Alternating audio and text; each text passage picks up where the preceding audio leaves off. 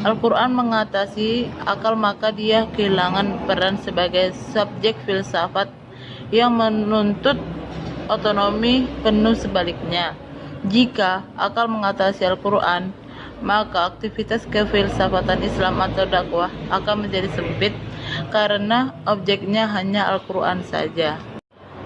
Filsafat Islam antara pilihan kebenaran wahyu dan kebenaran akal. Salah satu fakta terpenting tentang keterkaitan filosof Islam dengan sumber tekstual adalah pandangan akal.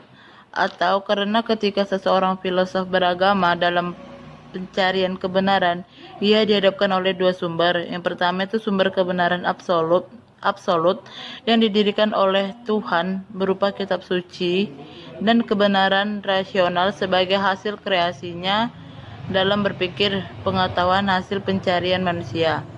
Dua kebenaran tersebut bertarung dalam kesadaran seorang filosof. Perkembangan filsafat Islam klasik, tengah, modern, dan kontemporer. 1. Filsafat periode klasik. Filsafat Yunani telah mencapai kejayaannya sehingga melahirkan peradaban Yunani dan menjadikan titik tolak peradaban manusia di dunia. Filsafat Yunani telah menyebar dan mempengaruhi di berbagai bangsa, di antaranya adalah bangsa Romawi, karena Romawi merupakan kerajaan terbesar di daratan Eropa. Pada waktu itu, bangsa Romawi yang semula beragama Kristen dan kemudian kemasukan filsafat merupakan suatu formulasi baru, yaitu agama berintegrasi dengan filsafat, sehingga muncullah filsafat Eropa yang tak lain penjelmaan dari filsafat Yunani. 2. Filsafat abad pertengahan.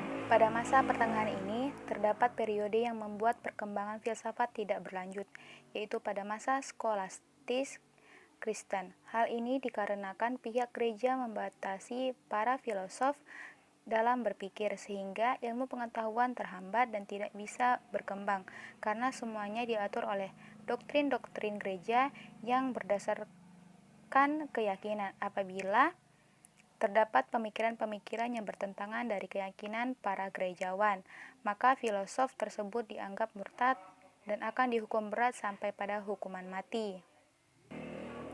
3. Filsafat modern. Masa modern menjadi identitas di dalam filsafat modern. Pada masa ini, rasionalisme semakin kuat. Tidak gampang untuk menentukan mulai dari kapan abad pertengahan berhenti. Namun, dapat dikatakan bahwa abad pertengahan itu berakhir pada abad 15 dan 16 atau pada akhir masa Renaissance. Masa setelah abad pertengahan adalah masa modern. Sekalipun memang tidak jelas kapan berakhirnya, abad pertengahan itu akan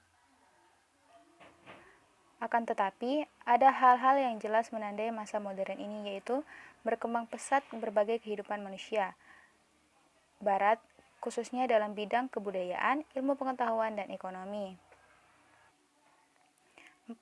Tantangan kontemporer. Pada saat ini, dengan pandangan beliau, Mulyadi Kartanegara, umat Islam telah dilanda berbagai persoalan ilmiah filosofis yang datang dari pandangan ilmiah filosofis barat yang bersifat sekuler.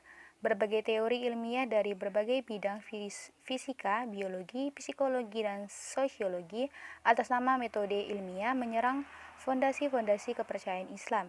Tuhan tidak dipandang perlu lagi dibawa-bawa dalam penjelasan ilmiah. Baiklah, demikian penjelasan dari kelompok 4. Kurang dan lebih mohon maaf. Terima kasih.